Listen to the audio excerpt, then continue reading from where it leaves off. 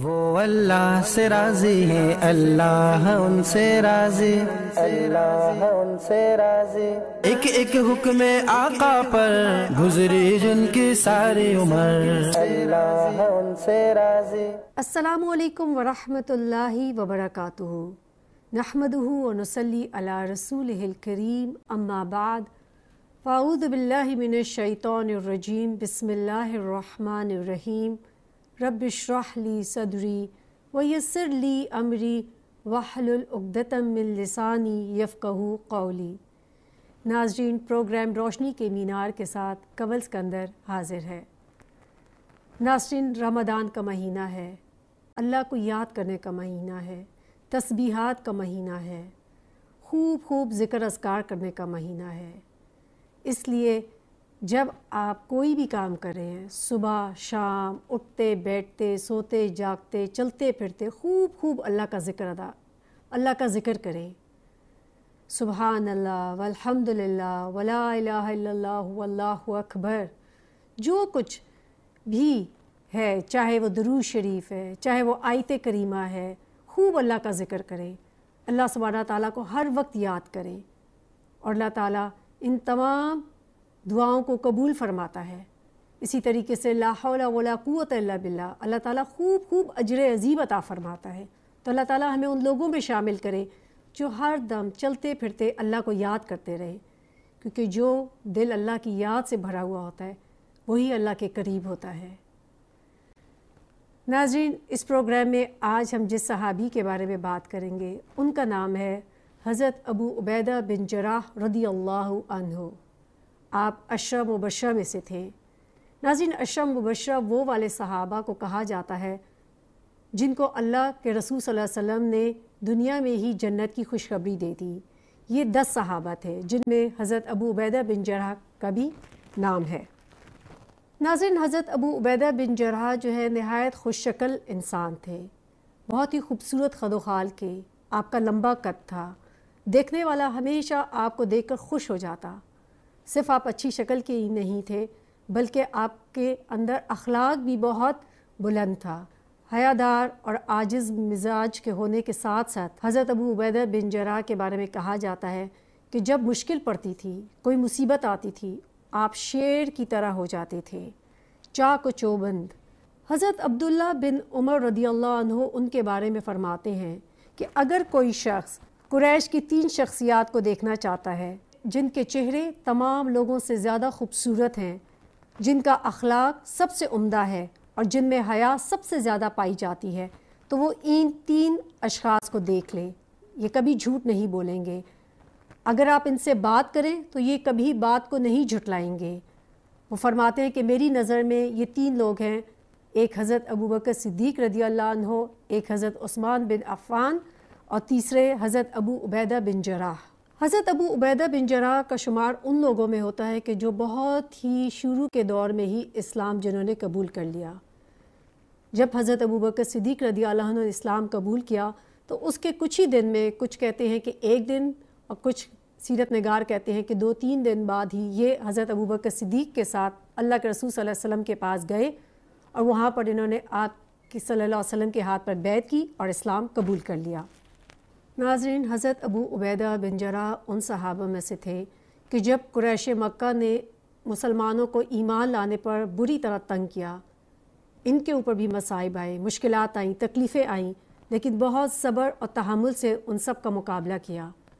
پھر اس کے بعد جب اللہ کے رسول صلی اللہ علیہ وسلم مدینہ ہجرت کر کے چلے گئے تو یہ بھی آپ صلی اللہ علیہ وسلم کے ساتھ مدینہ ہجرت کر گئے۔ اس کے بعد سب سے پہلی جنگ ہوئی اسلام کی، وہ تھی غزوہ بدر۔ غزوہ بدر میں ان کے لیے بہت ہی بڑی ایک آزمائش تھی۔ یہ جنگ میں بہت زبردست جرأتمندانہ اقدام سے دشمنوں کا مقابلہ کر رہے تھے۔ جو بھی ان کے سامنے آتا کھڑا نہ رہ سکتا تھا۔ کہتے ہیں اس جنگ میں ایک شخص بار بار ان کے سامنے آتا تھا لیکن آپ اس سے کنارہ کشی کر لیتے تھے، پہلو تہی کر لیتے تھے۔ پھر ہر تھوڑی دیر بعد وہ ان کے سامنے آ جاتا تھا، پھر آپ اس سے پہلو تہی کر کے وہاں سے ہٹ جاتے تھے۔ پھر ایک ایسا وقت آیا کہ جب ان کے پاس کوئی راستہ نہیں تھا، ہر طرف سے اس نے راستہ بند کر کے آمنا سامنا ہو گیا، سوائے اس کے کہ وہ اس کافر کا قتل کر دیتے، حضرت ابو عبیدہ بن جراح کے پاس کوئی بھی دوسرا راستہ نہیں تھا۔ ناظرین، کیا آپ جانتے ہیں وہ شخص کون تھا جو بار بار کافر ان کے سامنے آتا تھا؟ وہ تھے حضرت ابو عبیدہ بن جراح کے والد۔ یہ خود مسلمانوں کی طرف سے لڑ رہے تھے اور ان کے والد جو ہے وہ کافروں کی طرف سے آیا تھا۔ اسے پوری کوشش کی تھی حضرت ابو عبیدہ بن جراح کو قتل کرنے کی، لیکن ابو عبیدہ بن جراح سبقت لے گئے۔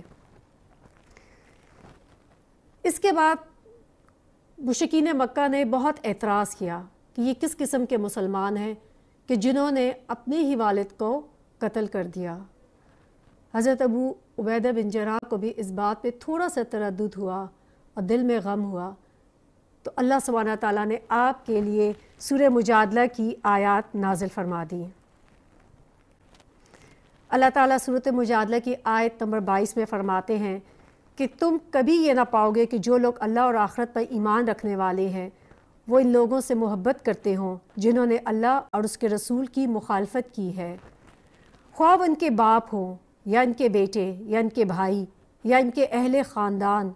یہ وہ لوگ ہیں جن کے دلوں میں اللہ نے ایمان ثبت کر دیا ہے اور اپنی طرف سے ایک روح عطا کی ہے، ان کو قوت بخشی ہے۔ وہ ان کو ایسی جنتوں میں داخل کرے گا جس کے نیچے نہریں بہتی ہوں گی، ان میں وہ ہمیشہ رہیں گے۔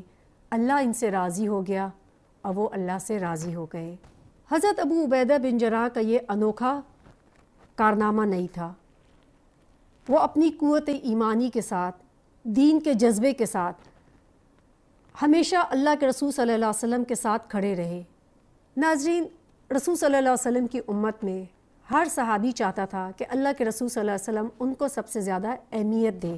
ایک دفعہ کا قصہ ہے کہ نجران کا ایک وفد اللہ کے رسول صلی اللہ علیہ وسلم کے پاس آیا۔ وہ عیسائی تھے۔ انہوں نے اللہ کے رسول صلی اللہ علیہ وسلم سے فرمایا کہ ہمارے ساتھ کوئی اپنا ایک ایسا شخص بھیج دے جو ہمارے باہمی مالی اختلافات کو نپٹا دے۔ اللہ کے رسول صلی اللہ علیہ وسلم نے ان سے کہا کہ تم کل آنا اور میں تمہیں وہ شخص تمہارے ساتھ بھیج دوں گا۔ تمام صحابہ کو اس چیز کا بہت انتظار تھا کہ وہ شخص کون ہے جس کو اللہ کے رسول صلی اللہ علیہ وسلم اس منصب کے لیے بہتر سمجھتے ہیں۔ حضرت عمر رضی اللہ عنہ فرماتے ہیں کہ میں ظہر کی نماز کے بعد بیٹھا رہا کہ اللہ کے رسول صلی اللہ علیہ وسلم کس کو چنتے ہیں۔ اللہ کے رسول صلی اللہ علیہ وسلم نے نماز پڑھنے کے بعد اپنے دائیں بائیں ان لوگوں کو دیکھتے رہے، صحابہ جو آپ کے پیچھے نماز پڑھے تھے۔ حضرت عمر رضی اللہ عنہ فرماتے ہیں کہ میں اوپر ہو گیا، اپنا سر اونچا کیا کہ اللہ کے رسول صلی اللہ علیہ وسلم کو میں واضح نظر آؤں، لیکن اللہ کے رسول صلی اللہ علیہ وسلم نے تمام صحابہ کو دیکھنے کے بعد حضرت ابو عبیدہ بن جراح کو پسند کیا، اشارے سے اپنے پاس بلایا اور فرمایا کہ آپ اس وفد کے ساتھ جائیں اور ان کے باہمی اختلافات کو عدل و انصاف کے ساتھ نپٹائیں۔ حضرت عمر رضی اللہ عنہ ان کے بارے میں فرماتے ہیں کہ آج ابو عبیدہ بن جراح رضی اللہ عنہ ہمارے اوپر بازی لے گئے۔ ناظرین، حضرت ابو عبیدہ بن جراح نے بہت ہی اچھے طریقے سے، خوش اسلوبی سے، دیانت داری کے ساتھ ان کے تمام جتنے بھی معاملات تھے ان کو نپٹایا۔ بہت سے مواقع پر آپ کی دیانت اور امانت اور قائدانہ صلاحیتوں کو اللہ کے رسول صلی اللہ علیہ وسلم نے سراہا اور آپ کی تعریف بھی کی۔ حضرت ابو عبیدہ بن جراح کے بارے میں اور بھی بہت کچھ ہے، اور دیکھتے ہیں ایک بریک کے بعد۔ السلام علیکم ورحمۃ اللہ وبرکاتہ۔ وہ اللہ سے راضی ہے، اللہ ان سے راضی، اللہ ان سے راضی۔ ایک ایک حکم آقا پر گزری جن کی ساری عمر، اللہ ان سے راضی۔ وہ اللہ سے راضی ہے، اللہ ان سے راضی، اللہ ان سے راضی۔ ایک ایک حکم آقا پر گزری جن کی ساری عمر، اللہ ان سے راضی۔ السلام علیکم ورحمۃ اللہ وبرکاتہ۔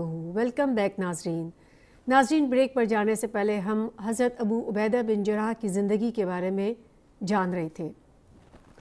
ناظرین، اللہ کے رسول صلی اللہ علیہ وسلم نے حضرت ابو عبیدہ بن جراح کو ایک دفعہ کسی مہم پہ بھیجا تھا۔ آپ کے ساتھ 300 لوگ تھے۔ وہاب بن کیسان جو ہیں وہ جابر بن عبداللہ سے فرماتے ہیں کہ اللہ کے رسول صلی اللہ علیہ وسلم نے ایک سمندری سفر پر 300 لوگوں کو حضرت ابو عبیدہ بن جراح کی قیادت میں بھیجا۔ یہ بہت ایک سخت سفر تھا۔ تھوڑے ہی دنوں میں ان کا تمام کھانا پینا اور جتنا بھی تھوڑے ہی دنوں میں ان کا تمام کھانا پینا اور زاد راہ ختم ہونے لگا۔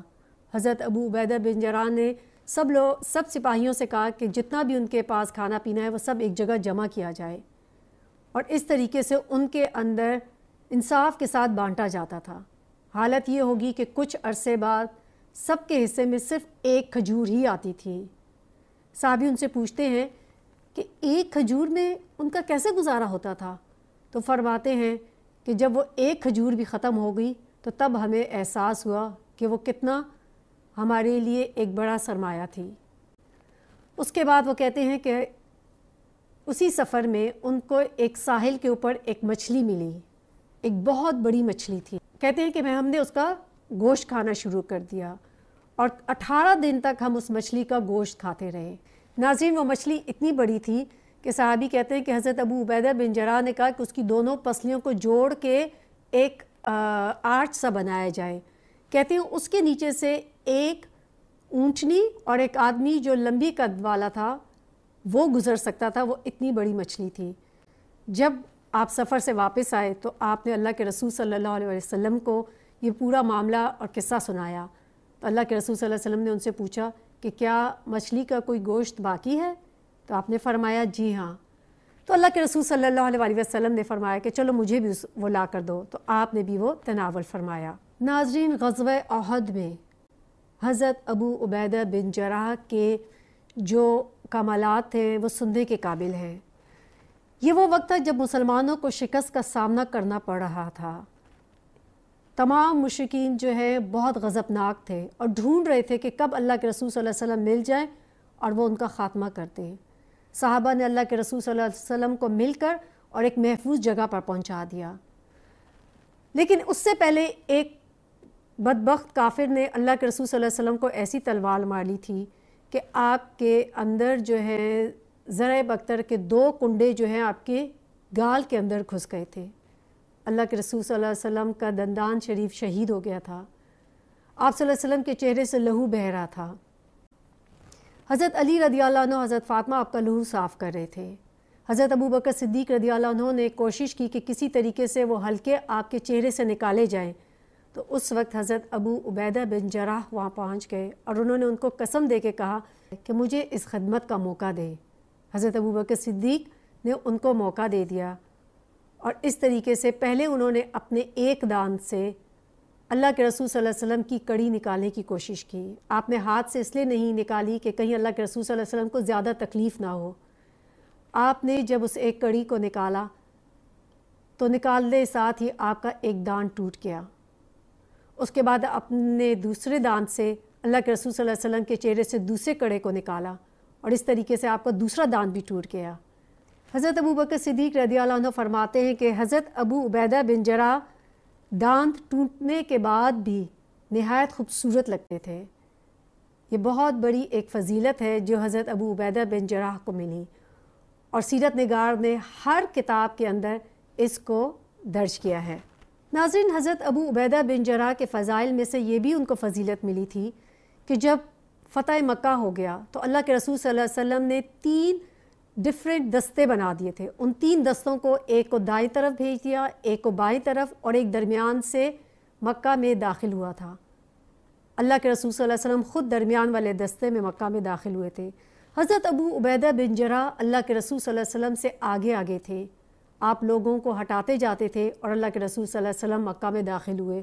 پھر اس طرح آپ نے اللہ کے رسول صلی اللہ علیہ وسلم کو خیمے تک پہنچا دیا۔ تو یہ بھی ان کی فضیلت میں ہے کہ وہ اللہ کے رسول صلی اللہ علیہ وسلم سے آگے ان کو گائیڈ کر رہے تھے۔ ناظرین، حضرت ابو عبیدہ بن جراح جو ہیں ان کے پاس بہت ساری ایسی خاصیتیں، ایسے کمالات اور ایسے ان کی زندگی سے قصے ہیں کہ جو سن کے ہمیں احساس ہوتا ہے کہ اللہ کے رسول صلی اللہ علیہ وسلم کے پاس کیسے صحابہ تھے کہ جنہوں نے اپنی پوری زندگی اللہ کے رسول صلی اللہ علیہ وسلم کے لیے وقف کر دی تھی، اور اگر اس میں کسی چیز کو ان کو قربانی دینی پڑی، چاہے وہ اپنی جان ہی کی تھی، تو وہ اس کو اپنے لیے بہت بڑی فضیلت سمجھتے تھے، اور اگر اس میں کسی کو بہت بڑی قربانی بھی دینی پڑی تو اس کو یہ بہت بڑی اپنے لیے ایک فضیلت لگتی تھی کہ اللہ کے رسول صلی اللہ علیہ وسلم کے لیے ان کی جان کام آئی۔ مزید جانیں گے حضرت ابو عبیدہ بن جراح کے بارے میں ایک بریک کے بعد۔ السلام علیکم ورحمۃ اللہ وبرکاتہ۔ وہ اللہ سے راضی ہے، اللہ ان سے راضی، اللہ ان سے راضی۔ ایک ایک حکم آقا پر گزری جن کی ساری عمر، اللہ ان سے راضی۔ وہ اللہ سے راضی ہے، اللہ ان سے راضی، اللہ ان سے راضی۔ ایک ایک حکم آقا پر گزری جن کی ساری عمر، اللہ ان سے راضی۔ السلام علیکم ورحمۃ اللہ وبرکاتہ۔ ویلکم بیک ناظرین۔ ہم بریک پر جانے سے پہلے حضرت ابو عبیدہ بن جراح کی زندگی کے بارے میں جان رہے تھے۔ حضرت ابو عبیدہ بن جراح کی یہ بھی فضیلت ہے کہ جب صلح حدیبیہ ہوا تو جن لوگوں نے اس معاہدے پہ دستخط کیے تھے اس میں حضرت ابو عبیدہ بن جراح بھی شامل تھے۔ پھر وہ وقت آیا کہ اللہ کے رسول صلی اللہ علیہ وسلم کا وصال ہو گیا۔ آپ صلی اللہ علیہ وسلم کے وصال کے بعد کون خلیفہ بنے گا، اس پہ مسلمان آپس میں جمع ہو گئے۔ سقیفہ کے بنی سعدہ میں بیعت خلافت کے دن حضرت عمر بن خطاب نے ابو عبیدہ بن جراح سے کہا کہ آپ اپنا ہاتھ آگے بڑھائیے کہ میں اس پر بیعت کر لوں، لیکن حضرت ابو عبیدہ بن جراح نے اس چیز کو پسند نہیں کیا اور آپ نے فرمایا کہ میں اس حزین ہستی سے بھلا کیسے سبقت لے جا سکتا ہوں جو رسول صلی اللہ علیہ وسلم نے اپنی زندگی میں ہمارا امام جس کو مقرر کر دیا ہے۔ اور اس کے بعد انہوں نے حضرت ابوبکر صدیق رضی اللہ عنہ کے ہاتھ پر بیعت کر لی۔ آپ کے بیعت کرتے ہی تمام لوگوں نے حضرت ابوبکر صدیق رضی اللہ عنہ کے ہاتھ پر بیعت کی۔ جب حضرت ابوبکر صدیق کی وفات ہوگی تو حضرت عمر رضی اللہ عنہ کے زمانے میں بھی آپ نے ان کی بہت مدد کی۔ ناظرین، کیا آپ جانتے ہیں کہ جب حضرت ابو عبیدہ بن جراح نے ایک ایسا واقعہ تھا جس پہ حضرت عمر رضی اللہ عنہ نے ان کو حکم دیا لیکن انہوں نے ان کے حکم کو ماننے سے انکار کر دیا۔ یہ وہ وقت تھا کہ جب آپ شام میں رہتے تھے اور شام گئے ہوئے تھے۔ اس دور میں شام میں طاعون پھیل گیا۔ حضرت عمر رضی اللہ عنہ نے فوراً حضرت ابو عبیدہ کو ایک خط لکھا اور ان کو اس نازک حالت کے بارے میں بتایا اور ان سے کہا کہ جیسے ہی آپ کو میرا خط ملے آپ فوراً شام سے روانہ ہو جائیں۔ اگر صبح ہے تو رات کا انتظار نہ کریں اور اگر رات ہے تو صبح کا انتظار نہ کریں۔ جب حضرت ابو عبیدہ نے حضرت عمر فاروق رضی اللہ عنہ کو یہ خط پڑھا تو وہ جان گئے کہ حضرت عمر کیا چاہتے ہیں۔ حضرت ابو عبیدہ بن جراح نے فرمایا کہ حضرت عمر کو خط میں کہ میں جانتا ہوں کہ آپ کس اہم کام سے مجھے بلا رہے ہیں۔ آپ چاہتے ہیں کہ میں اللہ تعالیٰ نے جو میرے نصیب میں یا میری قسمت میں لکھ دیا ہے میں اس سے بھاگ جاؤں، یہ نہیں ہو سکتا۔ جب یہ خط حضرت عمر رضی اللہ عنہ کو ملا تو اس کو پڑھ کر آپ کی آنکھوں سے آنسو جاری ہو گئے۔ صحابہ نے پوچھا کیا حضرت ابو عبیدہ بن جراح کا انتقال ہو گیا ہے؟ تو فرمانے لگے کہ نہیں، لیکن موت اب ان کے بہت ہی قریب پہنچ چکی ہے۔ اور اس سلسلے میں حضرت عمر فاروق رضی اللہ عنہ کا اندازہ غلط ثابت نہ ہوا کیونکہ کچھ ہی عرصے میں حضرت ابو عبیدہ بن جراح کو طاعون کا مرض ہو گیا اور اسی میں ان کا انتقال ہوا۔ ناظرین، آپ نے انتقال کے وقت ایک وصیت کی لشکر کو۔ آپ نے لوگوں سے کہا کہ سنو، نماز قائم کرنا، رمضان کے روزے رکھنا، صدقہ خیرات کرنا، حج بیت اللہ کرنا، عمرہ کرنا، اور میں تمہیں اچھی باتوں کی تلقین کرتا ہوں کہ لوگوں کو اچھی باتوں کی تلقین کرتے رہنا، اپنے حکمرانوں کے ساتھ خیر خواہی کرنا اور انہیں کبھی دھوکہ نہ دینا، دیکھنا کہ کہیں تمہیں دنیا غافل نہ کرتے۔ پھر آپ نے حضرت معاذ سے فرمایا کہ میری بات غور سے سنو، اگر کسی شخص کو 1000 سال کی عمر بھی مل جائے، آخر کار اس کا انجام یہی ہوگا جو میرا انجام ہوا ہے، موت سے کوئی انسان بچ نہیں سکتا۔ آپ نے فرمایا کہ معاذ لوگوں کو نماز پڑھایا کرو، اور پھر اس کے بعد آپ نے ان کو اللہ حافظ کر دیا۔ اور اس موقع پر حضرت معاذ بن جبل نے فرمایا کہ لوگوں، آج تم ایک ایسی شخصیت کے غم میں مبتلا ہو، اللہ کی قسم میں ان سے بڑھ کر نیک دل حسد اور بغض سے پاک، کینہ سے پاک اور آخرت کا سب سے زیادہ محبت کرنے والا، عوام الناس کے ساتھ خیر خواہی سے پیش آنے والا کسی کو نہ پایا۔ سب مل کر خلوص دل سے ان کے لیے دعا کرو کہ اللہ تعالیٰ ان پر اپنی رحمت کی برکھا برسائے۔ ناظرین، یہ تھے حضرت ابو عبیدہ بن جراح۔ حضرت ابو عبیدہ بن جراح کے بارے میں یہ بھی بہت مشہور ہے کہ آپ بہت ہی نہایت عاجز انسان تھے۔ ایک یہ بھی قصہ ملتا ہے کہ ایک دفعہ اللہ کے رسول صلی اللہ علیہ وسلم نے آپ کو کسی مہم پہ بھیجا جہاں پر پہلے سے ہی ایک صحابی اپنا دستہ لے کر گئے ہوئے تھے۔ جب مسلمانوں کی حالت کمزور ہوگی تو انہوں نے اللہ کے رسول صلی اللہ علیہ وسلم سے مدد مانگی تھی۔ حضرت ابو عبیدہ بن جراح اپنا دستہ لے کے ان کے ساتھ مل گئے، لیکن اس کے باوجود کہ ابو عبیدہ بن جراح ان میں بہت فضیلت میں بلند مرتبہ تھے، انہوں نے پھر بھی ان کے انڈر یا ان کے نیچے ہی جنگ میں حصہ لیا۔ حضرت ابو عبیدہ بن جراح کے بارے میں یہ بھی کہا جاتا ہے کہ آپ کے اندر اتنی عاجزی تھی کہ ایک دفعہ جب آپ حضرت خالد بن ولید سے ملے تو حضرت خالد بن ولید کو فرمایا کہ آپ آگے ہو جائیں اور نماز کی امامت کرائیں، تو حضرت خالد بن ولید نے فرمایا کہ میں اس انسان سے سبقت کیسے لے کے جا سکتا ہوں جس کو اللہ کے رسول صلی اللہ علیہ وسلم فرماتے ہیں کہ وہ اس امت کا امین ہے اور عشرہ مبشرہ میں سے ہے۔ ناظرین، یہ تھے صحابہ۔ آپ دیکھیں کہ ان کی زندگی میں اگر کسی بات پہ ایک دوسرے کا رائے کا اگر اختلاف بھی ہو جاتا، لیکن ان کے دل ایک ساتھ ایک دوسرے سے جڑے ہوئے تھے۔ وہ ایک دوسروں سے دشمن نہیں تھے، ایک دوسرے سے محبت کرنے والے تھے، ایک دوسرے کے لیے خیر خواہ تھے۔ اللہ تعالیٰ سے دعا ہے کہ اللہ تعالیٰ ہم سب کو ایسی خیر خواہی اور امت مسلمہ کو ایسی ایک اتحاد عطا فرمائے، ایسا اتحاد عطا فرمائے کہ جس میں ہم سب ایک جسم کی طرح ہو جائیں، جس میں اللہ کے رسول صلی اللہ علیہ وسلم کی ایک حدیث کا مفہوم ہے کہ وہ فرماتے ہیں کہ مسلمان ایک جسم کی طرح ہیں، اگر اس کے ایک حصے کو تکلیف ہو تو دوسرے حصے کو بھی تکلیف ہوتی ہے۔ تو اللہ تعالیٰ سے دعا ہے کہ اللہ تعالیٰ ہم سب لوگوں کو اس طریقے سے ایک اتحاد عطا فرمائے۔ وآخر دعوانا ان الحمد للہ رب العالمین، سبحانک اللہم و بحمدک، اشہد ان لا الہ الا انت، استغفرک واتوب الیک۔ السلام علیکم ورحمۃ اللہ وبرکاتہ۔ وہ اللہ سے راضی ہے، اللہ ان سے راضی، اللہ ان سے راضی۔ ایک ایک حکم آقا پر گزری جن کی ساری عمر، اللہ ان سے راضی۔